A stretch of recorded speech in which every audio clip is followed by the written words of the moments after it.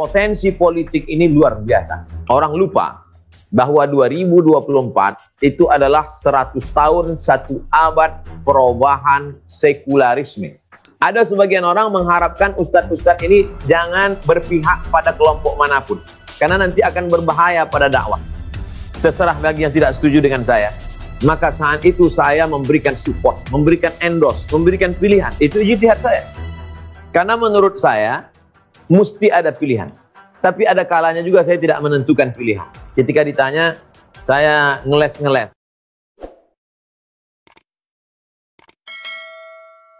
Hari ini orang begitu bangganya, hampir setiap Instagram, FB memposting bahwa Hagia Sophia berubah menjadi masjid. Orang lupa bahwa 2024 itu adalah 100 tahun, 1 abad perubahan sekularisme. Syekh Yusuf Al-Qaradawi ketika bercerita tentang keberhasilan sekularisme di negara-negara Islam, ada 2 negara sebagai contoh kasus. Yang pertama Tunisia, yang kedua adalah Turki. Tapi apa yang terjadi pada Turki? Menjelang 4 tahun ulang tahun 1 abadnya, justru Mustafa Kemal Atatürk gagal total. Malah museum dulu sekarang berbalik kepada masjid. Artinya politik boleh kalah, tapi pendidikan tak boleh kalah. Ada satu yang dia lupakan. Dia berhasil merubah azan, dia berhasil merubah masjid jadi museum, tapi dia lupa menutup madrasah imam wa khatib.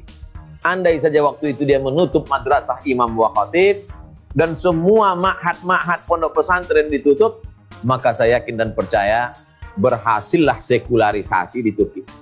Tapi ketika dia sudah merasa powerful untuk membatalkan khalifah, menghancurkan sistem keislaman, tapi dia biarkan ini tunas-tunas hijau ini tumbuh, akhirnya tunas hijau ini menjadi batang kayu yang kokoh dan kuat. Hari ini kita melihat hasilnya. Ini pelajaran bagi kita bahwa pendidikan jangan sampai kita tinggalkan. Ada pendidikan formal, TK Al-Quran, SD Al-Quran, SMP Al-Quran, SMA Al-Quran. Bahwa nanti kelanjutannya pada S1, S2, S3 kita serahkan. Dia mau mengambil fakultas hukum, nanti dia akan buka lembaga bantuan hukum untuk ustadz-ustadz yang dikriminalisasi, untuk membela orang-orang yang dibusukkan. Bagaimana dia bisa membela hukum konvensional kalau dia tidak mengerti hukum konvensional? Dari fakultas syariah adalah Islamic law, hukum Islam. Tapi kita pakai hukum Belanda. Maka perlu ada sarjana-sarjana yang mengerti hukum Belanda, tapi dalam kepalanya ada Al-Quran, ada Sunnah. Perlunya kita memasukkan 5 pelajaran agama ke sekolah umum. Akidah akhlak, bahasa Arab, sejarah Islam, Quran, hadis, fikih. Kami pernah mencoba ini, membisikkannya ke salah satu bupati. Bapak Bupati, bisa nggak kita masukkan 5 guru ke SMP? Gimana caranya Pak Ustadz? Angkat 5 guru. Guru Quran hadis kita ambil dari anak Usuluddin. Karena di Usuluddin itu ada namanya jurusan tafsir hadis. Tapi mereka nggak punya ijazah untuk ngajar. Bisa. Kita berikan mereka 6 bulan akta 4. Untuk guru fikih kita ambil dari anak syariah. Supaya apa? Supaya jangan sampai lembaga pendidikan Islam ini menjadi FSP, Fakultas Sepi Peminat. Ta'buhu kasir wa taswiquhu asir. Sulitnya minta ampun, pemasarannya juga minta tolong. Oleh sebab itu ini membantu. Lalu kemudian untuk bahasa Arab kita ambil dari Fakultas Tarbiyah. Memang mereka dididik untuk menjadi guru bahasa Arab. Kemudian untuk akidah akhlak kita ambil dari jurusan akidah wal falsafah. Dengan nanti akta 4. Quran hadis, akidah akhlak, bahasa Arab, sejarah Islam. Maka lalu kemudian guru tahfiznya kita ambillah dari pondok-pondok tahfiz. Maka semua bisa diberdayakan. Gaji gurunya dari mana? Pak Bupati mengeluh karena Pemda tidak bisa. Ini APBD kita sangat terbatas. Apalagi di beberapa kabupaten sudah terjadi pemotongan. Maka sesungguhnya potensi zakat. Lagi-lagi ekonomi tak bisa dipisahkan dengan pendidikan. Kalau kita mau pendidikan berkualitas, bisa 5 guru kita angkat. Dan saudara kita dari agama lain tidak akan marah, tidak menuntut. Mereka tidak akan mengatakan, loh ini hasil dari APBD, kenapa kami tidak mendapatkan 5 guru tambahan yang sama? Kita bisa mengatakan, guru ini digaji dari Badan Amil Zakat Nasional. Kesadaran ini siapa? Lagi-lagi yang menyadarkan umat ini adalah da'i, dan da'i. lewat khutbahnya, lewat tausiahnya, lewat kajian ibu-ibunya. Maka kalau bisa kita selamatkan umat dari kebodohan ini, maka akan lahirlah sarjana-sarjana sains teknologi, fakultas pertanian dan peternakan, ahli-ahli hewan dalam peternakan pertanian, ahli-ahli dalam bidang sains medis, tapi juga dalam kepalanya ada akidah akhlak, Quran hadis, bahasa Arab, sejarah Islam, tahfiz. Nah, ini semua adalah lagi-lagi peluang kita dalam pendidikan. Adapun yang sifatnya formal, non formal, kita tahu bahwa yang ikut pengajian di masjid ini pertama anak-anak muda yang baru hijrah, yang kedua orang pensiun, bahasa kasarnya orang pensiun menunggu sakaratul maut, yang ketiga orang-orang yang memang sedang mencari agama. Jadi ketika dia berusia 25 ke 30, dia lebih konsen pada bagaimana cari kerja, bagaimana punya rumah, bagaimana punya mobil, bagaimana menikah, punya anak. Tapi ketika dia sudah sampai pada umur 35 ke 40, dia mulai mencari agama. Nah, mereka inilah yang mencari pengajian, mulai duduk di masjid, di shop-shop belakang. Tapi ini non formal. Oleh sebab itu kita jangan tinggalkan ini, karena masjid juga mesti berkurikulum dan bersilabus. Jadi saya mengajak sahabat-sahabat saya untuk membuat 40 tatap muka. Quran 40 tafsir surat-surat pendek, ayat-ayat pendek. Hadis 40 hadis-hadis yang simpel sederhana, 40 tatap muka. Fikih 40 kajian khilafiyah, karena kita ingin menyelesaikan masalah khilafiyah. Bagaimana lamsul rajul lil mar'ah yang qudul wudu, apakah laki-laki perempuan bersentuhan membatalkan wudu atau tidak? Bagaimana menurut Hanafi, bagaimana menurut Maliki, bagaimana menurut Syafi'i, bagaimana menurut Hambali, apa dalilnya, bagaimana munaqashahnya, bagaimana tarjihnya. Sehingga simpel, sederhana, 40 tatap muka, tapi masyarakat cerdas. Sehingga nanti kalau ada orang mengungkit-ungkit, membangkit-bangkit lagi, masyarakat sudah tahu, itu sudah basi, sudah kami kaji kemarin dari berbagai aspeknya. Lalu kemudian ada pula akhlak 40 tatap muka, bagaimana ridha, qanaah, tawakal. Sehingga kajian bersilabus. Kita tahu bahwa materi-materi ini berat. Maka untuk meringankan ini, sebagian masjid sudah ada yang pakai infokus. Maka ustadz menyiapkan bahannya. Kita tuliskan biografi ustadznya. Kita tuliskan, muatkan gambarnya, sarjana lulusan apa. Kita tawarkan ke kantor, ke masjid, ke masyarakat, ke rumah sakit. Tujuannya apa? Sehingga masyarakat ini terdidik menjadi cerdas. Secara formal pendidikan TK, Quran, SD, Quran, SMP, Quran, SMA, Quran, SDIT, full day, boarding school. Sedangkan secara non formalnya masyarakat tercerdaskan lewat ada pengajian ibu-ibu setelah ba'da asar.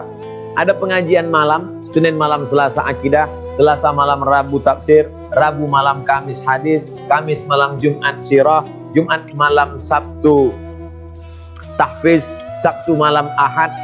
Maka mungkin dia kajian umum atau tabligh akbar atau ustadz undang dari luar kota untuk merefresh pengetahuan dia. Nah, maka ini juga potensi yang luar biasa dalam bidang pendidikan. Ekonomi sudah, pendidikan sudah, yang ketiga adalah politik. Saya batasi tadi 4. Politik yang saya maksud. Ada sebagian orang mengharapkan ustadz-ustadz ini jangan berpihak pada kelompok manapun, karena nanti akan berbahaya pada dakwah. Saya tidak salahkan itu.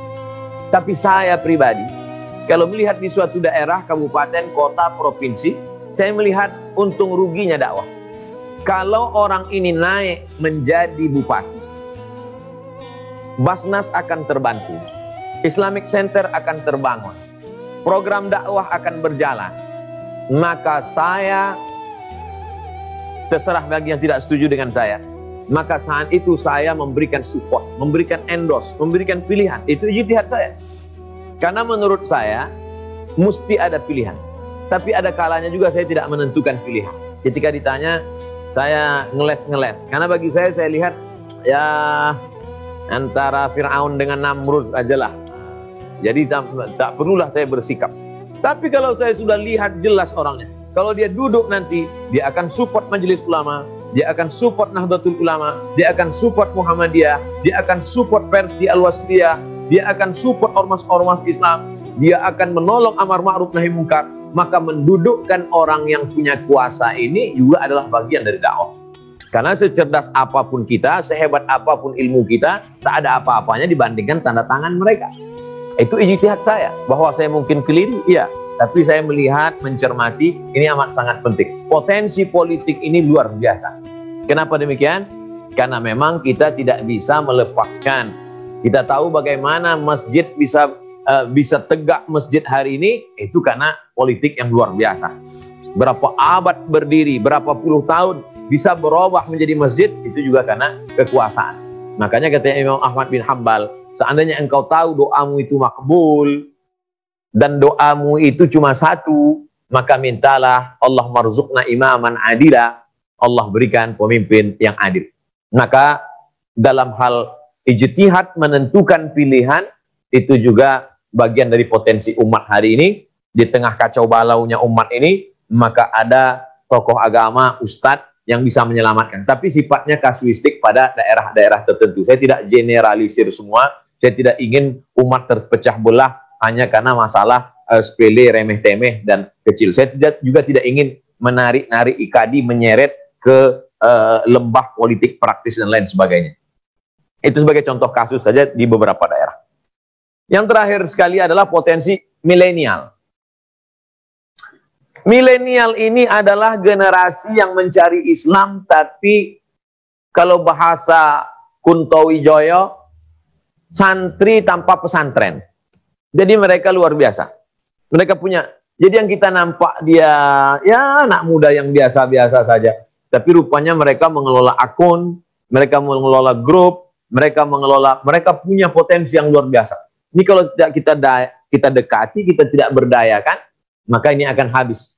Coba kita duduk-duduk sejenak pada saat hari kosong, tidak ada kegiatan, coba buka berapa follower, viewer, subscriber.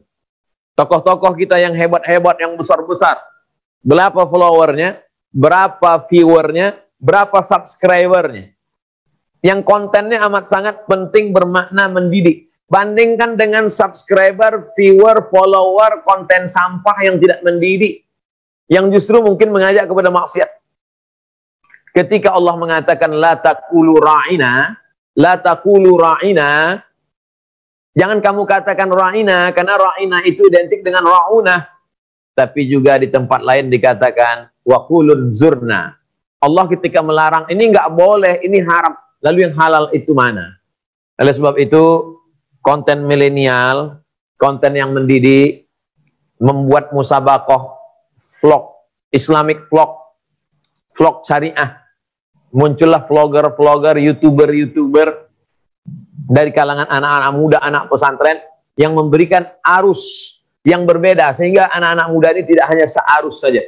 Nah, jadi potensi ini luar biasa, ini ada di tengah umat, dan ini bagian dari dakwah. Karena tidak mau, suka tidak suka, bilisani qaumi, dengan bahasa kaumnya.